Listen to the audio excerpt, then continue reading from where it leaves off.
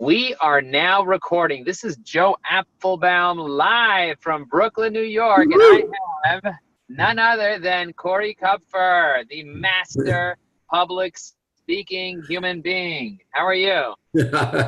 I'm great, Joe Apfelbaum. I love it. So talk to us. What is a way that an EOer that either has a book or that's coming out with a book can get more public speaking gigs? What's the method? What's the method to the madness? Yeah. Okay. So listen. There's a few things you can do. I mean, you do one of the things really well already, which is create a presence for yourself, right? Why? It's just you have a book. Well, a lot of people publish a book and they don't have a business plan behind it. And not only are they not going to get speaking engagements, but they're not going to sell books and they're not going to get clients from it because there's no model around it, right? So you already have a following, which is key. But in terms of speaking engagements specifically, there's a number of things that I've learned over the last couple of years, in part on my own, but also being a member of National Speakers Association, which, by the way, that's my first tip. I would recommend you join the National Speakers Association New York chapter. It's a community of professional speakers. It's like EO in that it's got chapters all over the country and then affiliations with chapters and other speaking organizations around the world. So if you want to be a speaker, be in the organization for speakers, right? Like you want to be an entrepreneur, be an EO. So what does it take to join? Do you have to have a certain amount of engagements already? What is that? You do. There's a few different levels. I don't remember them all offhand, but I think it's something like 20 or 25 talks, or you could have fewer talks but have earned, I think the money threshold is only about $25,000 in speaking fees, or you cannot make the money threshold and do it through talks, and then or you can actually be working for somebody. This doesn't apply to EOers, but you could be working with somebody and do speaking or workshops as part of your job. And there's three criteria. It's all on the website. I don't have the details. And do you have any idea how much it costs to join? Yeah, so it's don't hold me to this, but it's a lot. It's a fraction of EO. It's I mean, between the national and the local chapter, you're under $1,000 for the year. Okay, got it. Okay, so it's a no-brainer. And then you pay meeting attendance fees. Also, by the way, if you don't qualify, if somebody doesn't qualify as a professional speaking member, the New York chapter has an associate membership where you don't belong to national, but you can join as an associate member, in the chapter. So you can still come to the events and come to the meetings. Cool. All right, cool. So tip number one, join the National Speakers Association or the New York chapter. Okay, what else? Absolutely. All right. So number two is, where I'll go is someplace that people spend a lot of time on that you actually shouldn't, which is people say, oh, I got to get listed by a bureau or a speaker management agency or whatever, right? That's what they hear. You got to get represented, right? And here's the bottom line. The bottom line is that for speakers starting out and for a while, no good bureau or management agency is going to be interested in you. Don't waste your time. Okay? What the good bureaus are interested in is, frankly, somebody who is already successfully speaking, two categories. Either they're already successfully speaking, getting paid, and they do not, and they want to hand off all of the booking and the logistics and the negotiating and everything, and and it's worth it to them to give a piece away, but they're already getting paid to book, at a good level, or they're getting paid to speak at a decent level, and they're on that tipping point. So, in other words, an agency sees them and says, "Oh, this person's on the successful, getting paid to speak, and on the verge of being even more successful, and we can put fuel on the fire." So, already successful and somewhat successful on the verge. If you're before that, don't even waste your time with bureaus or agencies. Okay, so where do you even begin? So the first thing a lot of people do is that they speak for free a lot, and you build, reputation, especially for associations, because the associations have members who may book you for their corporate gigs and that kind of stuff. Even the chambers of commerce and, things like that, right? I mean, the EO circuit, who will pay something, sometimes depending on what you're doing, and sometimes they won't. One of the things, and then obviously through your own connection. Now here's the thing. If you want to get booked by a meeting planner, this is one of the things that I didn't have, I'm still working on getting. Like I spoke for 15 plus 20 years as a sideline to my law firm. It just started as business development, then I started getting paid for it, but there was never a business model around it, right? And then when I came to say, hey, I'm publishing this book, I want to create my own business model, etc., what I found I was missing, one of the big things was video, right? Nowadays, you cannot get booked for speaking without video on your website. They want to see you speak. Now, I look back and I said, oh my God, I wish I would have known. I had all these great talks I did for 15 years, never videoed them because it was always just an adjunct. So I'm building up that video content now. I'm videoing everything I do. Now, they want two things. One, you have your speaker reel or your sizzle reel where, you have this cool, whatever, a few minutes of all the cutting in and, and the great shots of you, a little clip here and 30 seconds here and 8 seconds here. But you need more than that. You need, in addition to that, you need at least one full talk on your site with a meeting planner or somebody who may book you to speak can see you speak. Nobody books anybody without reviewing their videos these days. So that's the other thing. Or they go to your event. Or they go to your event, but obviously, as you can imagine, there's a limit. The number of people who can go to your event compared to the number of people who can go to the event. I had a very successful meeting planner that actually teaches other meeting planners how to be meeting planners. Made me crazy to come to my LinkedIn seminar, and she came. And after that, she's like, "All right, Joe, I need to book you. I need to start booking you." So you're absolutely right. Yes. There you go. Okay. So they need to see you, whether it's in person or in video. So that's absolutely key. So, and listen, it's like anything else. Hey, there he is. Hey, Dave Schnurman. So Joe's recording this, so the stuff you missed, you can catch up. So listen, it's like anything else. This is the other thing I say, right? It's like we know this in EO. If you want to become a speaker, it's not just like, oh, I want to speak. It's a business, right? It's like any other business. It takes time. You got to build it. You build relationships. You start charging lower. You increase your fee as you go along. You have to put a business model around it. And the thing that I've really learned, so what I did this first year that I've had it as a separate business was my goals were to just increase I didn't have the kind of social media presence. You and I, Joe, had talked about this, like a year ago, 2 years ago. I never had that. It wasn't as necessary for my law business. So my goal was to build it up. My goal was also to get PR and be quoted in articles and be on podcasts and on radio shows and get the right logos on my website to create the credibility, right? Because you got to create some credibility and then you have to have the video. So I've gotten to the point now where I've created the credibility. People look at my page and it's not just, it's true, right? I've been interviewed all over the place. Someone, all these things, and they see me quoted in these publications, and they see me doing my own blogs, and now, I've established myself as an authority, which I always was in negotiating. I've been doing it for over 30 years, but I didn't have the online presence and the media presence to create that authority. So now people, so now this coming year, right, I've made a decision. So just to give an example, because this will help people, is what some people do is they want to go out and all they want to do is speak, and that's how they're going to make their money. And a lot of them are looking at business models behind it, right? I'm fortunate, actually all of us on this call are fortunate that we have businesses already, right? So, we don't have to speak and then decide what we're going to, upsell people to on the back end. We might do additional products and things like that, but we have core businesses that we might be driving people to. So, for me, I made a decision that I don't want to be on the road. Like, I love Jack Daly, right? We all know Jack, he's phenomenal. And Jack's on the road 180 days a year speaking. And it works for him. He loves it. He's 90 days at home, 90 days, on vacation, and 180 days on the road speaking. I'm clear I have no interest in doing that. I'm also clear that what I love to do is the high-end workshops and consulting. And that's what I'm really using my speaking to drive people to. So my model is I actually get paid to speak in certain things, but there are certain, I spoke at something called the Deal Maker Summit in the investment advisor space where I have a lot of clients. I didn't charge for that one. I got, 4 deals out of it. So, I think like anything else, you got to decide on what your business model is, because if you're looking to do high-end keynotes, it's a different model compared to wanting to do breakouts, compared to wanting to do workshops, compared to wanting to speak for free to drive consulting, or other business to your business. So when you say, hey, how do I get speaking gigs?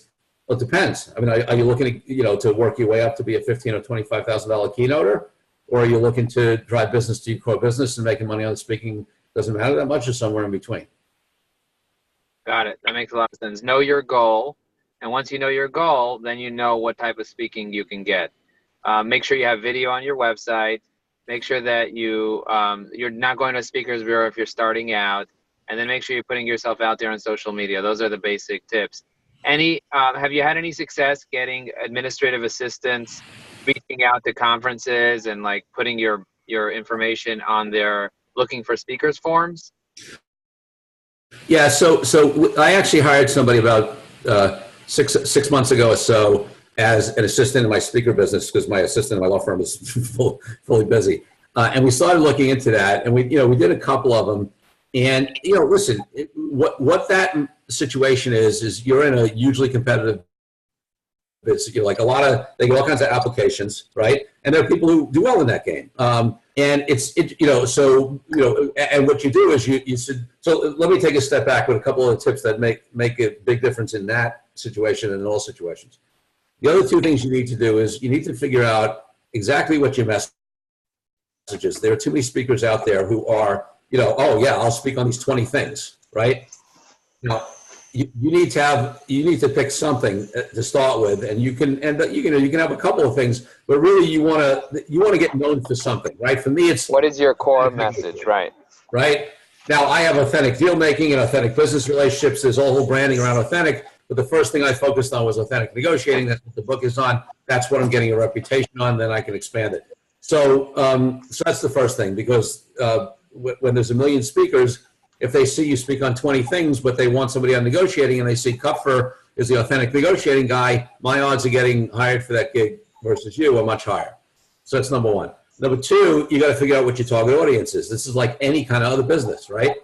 Like, who are you looking to speak to? Are you looking to speak to CEOs? Are you looking to speak to entrepreneurs? Are you looking to speak to salespeople? Do you have more of a general public, kind of thing? And that'll also dictate where you go, because you ask where those people hang out. Now, in terms of the sort of submitting for conferences, that's the game a lot of people play. It's a numbers game, and it's a positioning game. And frankly, just for me, and I'm not saying there's the right choice for everybody else, I've actually chosen not to play that game. I mean, part of it is just self-awareness, right? Like, I have been fortunate in that I built a business where I've never been. So I built a business where people come to me, right? My law firm business, my consulting business, other stuff I've done, where I build reputations and I build authority, and then I get referrals. I build keep on relationships. People come to me. And there's something about sort of, putting in all of the, like, I never did highly competitive RFPs. I get referrals. Maybe I'm the only one being referred, or maybe there's two or three people, and I'm fine. I'll compete for that business. I just made a decision. I'm not interested in submitting, where there's 100 or 1,000 other people submitting. And by the way, it's a model that works for some people. I'm not putting it down. It's just not my thing. I'm not interested in waiting for somebody to tell me that I can work for them. It's the entrepreneur in me. It's the freedom, that I wear on my thing here. I'm not judging anybody else. It's self-awareness for me. So my whole model that I'm building is an inbound model, right? Creating the authority, putting out the content, speaking in various places, and then wanting people to come to me to say, hey, Corey, can you speak at my conference? But there are plenty of people who put in the applications in these various places and have their assistants research the right conferences for them, and and research who spoke before and put in proposals. Nothing wrong with that model. It's just not the one I've chosen. Are you an EO or a Vistage speaker, or do you speak at YPO, any stuff like that? Yeah, so I've definitely spoken at EO. I spoke down at the NERV conference, in Florida this past year. I've spoken for the New York chapter. I've spoken for Western New York. I've got some others in the works, potentially actually in the Middle East and some other things. I have not yet broken into Vistage or YPO, but I'm working some of my contacts there to get in, because those are good markets for me. Not that.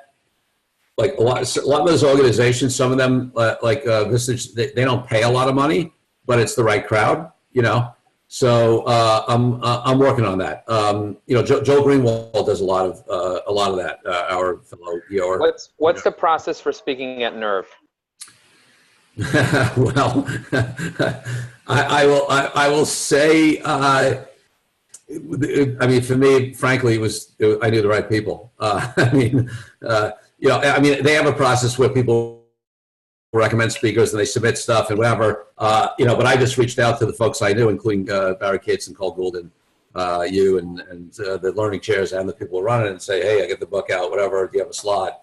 And they got me in. So, but that shows you, I mean, listen, leverage the relationships. I mean, listen, we know EO learning chairs are looking for speakers, all around. I mean, they have a multitude of options, but at the same time, they're looking for the right content. So, whereas we don't solicit an EO, it's okay to send your book to an EO learning chair and say, hey, this is what I speak on if you need me to speak. They're looking for those options. In terms of creating your speaker kit and preparing your actual speech, did you use a coach for that? What are your resources that you use for that? Yeah, so, I did this authority marketing program with my publisher, Advantage Media, and so they helped me put my kit together. My speaker kit, so that I have that support. In terms of speaking, and that's one of the things I really get out of NSA is that we have people come in every month and speak, and some of it's on the business of speaking, but some of it's on the on the art of speaking. Not to mention the fact that like I'm going down in July to Dallas to the Influence Conference, which is the national conference, and you see people on stage who are just masters, And the great thing is they do workshops where they share their stage, their speaking skills and stage stuff. And then there are a lot of speaking coaches. In fact, there's one of the ones that I helped out on some legal stuff, and she helped me out, and gave me some input. Like I sent her a video of my talk, and she gave me some input, and it's everything from when you step backwards, it's losing power, like all the little tips for stagecraft. So. And there are a lot of people who will coach you on that. It's a lot of resources in NSA for that. You muted, Joe. Oh, another plug for NSA. Beautiful. Okay, David, do you have any questions for Corey before we wrap up? I feel like we're on Joe's podcast right now. Are you going to turn this into a podcast? Joe, I hope not. He is interviewing me like it's a podcast interview. I love Joe. So great questions, obviously, because you're really focused. So just a couple questions I have, just to get some context. And by the way, Corey, thank you so much. Like just hearing you speak about this stuff, it reminds me of why why even if you're not an EO, like I want to stay in touch with you. No, seriously, like you don't need EO to be surrounded by smart people who all get it. So. There's that. So since you did the book, how many times do you think you've spoken, paid or unpaid, in the past 2 years or so? So the book's been about a year and actually only like a year and a quarter. And I don't know. I mean, not that like maybe a dozen, 15 times. I mean, it's not like I'm speaking, once or twice a month here and there. And then, so yeah. And in terms of just paid speaking gigs, was that 1/3 about paid? Out of those, probably about more than half of them were paid. And is the average? I assume for like the level that you're at, is it usually like 5,000? Is like the. All right, so yeah, let's talk about money. And here's the thing. So this is just us discussing. I have to say this is not a conversation in any of my capacities with National Speakers Association, because we're not allowed to talk about fees as an association. Okay, interesting. For antitrust and purposes, but personal experience. So I'll only share personal experience, and I think it's pretty common. People think, oh yeah, you're going to go out and speak for $5,000 and work your way up 10 or 15, whatever. $5,000 is actually a real speaking number. Yeah. Like most people do not get anywhere near $5,000 when they start. Right. Now I am getting that when I get paid. So like for EO chapters, I've been discounting. For example, like I do $5 for my talk and $7,500 for my half-day workshop, and I've been discounting that by 1/3 for EO chapters just because of my relationship with EO. So that gives you some numbers there. But $5,000 is actually sort of the, most people start out. I mean, there are a lot of people out there speaking for 500, $1,000. Now it's a different. One of the things I mentioned earlier is all three of us have underlying businesses, right? So we have a different cost benefit analysis. So the part of the reason why I've spoken 12 to 15 times and not 30 times is because I don't choose to go. I choose to do either gigs where I'm getting paid my rate or where they're super phenomenal business development opportunities I do for free. I'm not spending time doing $500, $1,000 gigs, not because I have any judgment or anything's wrong with that for people who built. I mean, when I started my law firm, I was doing $65 an hour teacher union legal plan work, to pay the bills. So I have no issue with the hustle and starting low. It's just that for my time and cost benefit analysis in terms of where I'm at with my other businesses, I'm not interested in that. It's not worth it to me. So I will do fewer gigs to get paid, at the level that I want to get paid, or do the free ones that are super good business development. Got it. And so for me, the naivete, but also the dreamer side of me is it's I want to speak to have impact. I don't care. It's not forget the business plan, forget all that. And so I'm still at the early stage where I'm speaking at the Next Gen Summit next week. There's going to be 1,000 college student entrepreneurs. I'm speaking at the Nifty thing in 2 weeks. I'm obviously not getting paid, but and obviously my book is coming out in September. So I assume there becomes a point though where you're it's cool to have impact, but you need to depending on how much you're getting paid or not. Because to me, I think I can actually have this dream that the book will actually have, there'll be more than 200 people who actually get it. So to me, it's the goal is just to get a book out there. Is that not enough at all?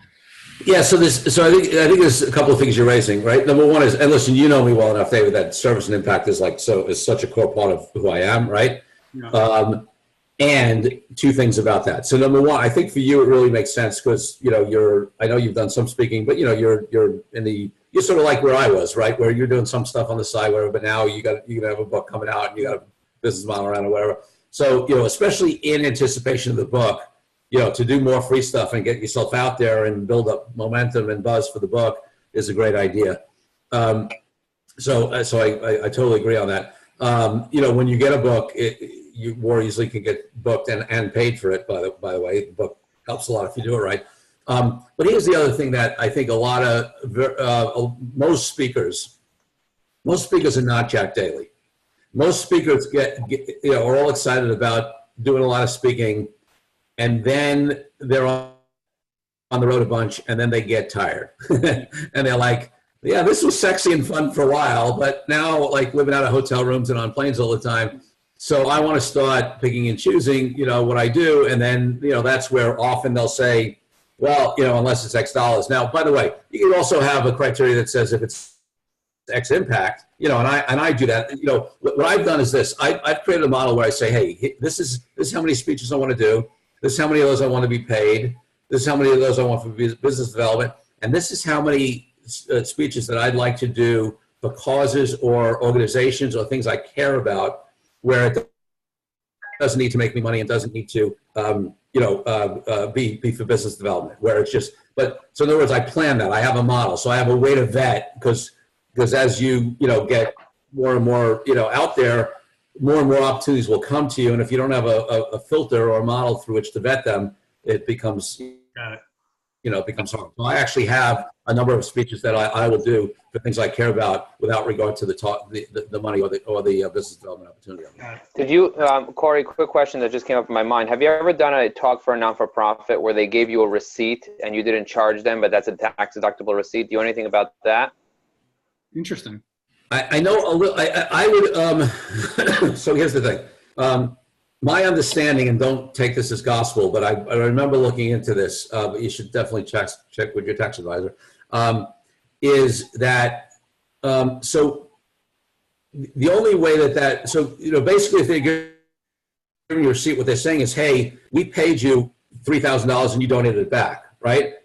You have the income that offsets the deduction. I don't think you can take the deduction without taking the income. right? Because you can't take a deduction for services. Like if you go volunteer at an organization, you can't take a deduction for the time you spent. So when they give you a receipt, it's a you might be able to take a deduction for the books. What's that? You might be able to take a deduction for giving them books and just increase the price of the books significantly. Yeah, well, that's different. I think if it's not services, if it's a product, there's a value to that. There's a value to your books. So yeah, that's deductible. Yeah. Cool. And I just have one last question for today's interview podcast series of the Joe and David show. Is being somebody who is EO president for not 1 year, but 2, this is timing-wise really good for me because September is when the book is going to be coming out. I'll just be in the height of the presidency. Any advice or thoughts on how to, because whenever I tell people I'm EO and EO president, it does give that credibility another level. Just thoughts, being that timing's right. Any ideas or thoughts on how to leverage that? Yeah, it's interesting. I got to tell you, you're a better man than me because I waited until my 2 years was over to write my book and put it out there because I'm president and running my businesses and doing a book.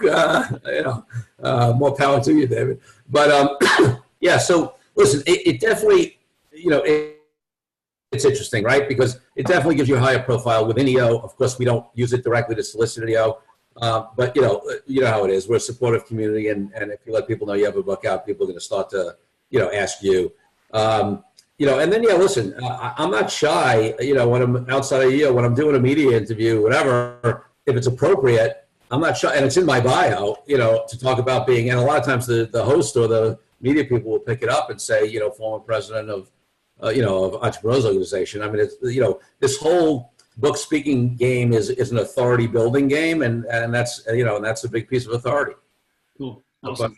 Amazing. Okay, thank you so much, Corey. Thank you so much, David. I appreciate you both for being on this amazing program, and I look forward to sharing this with other EOers. Corey, do we have permission to share this video with the EO New York? You wanted to be careful what you say, right? No, it's okay. You can share it. You can share it. It's not a problem. Okay, cool. Thank you. I don't care where you share it. If it gives value to people. Okay. I'm going to dress a little bit more professionally.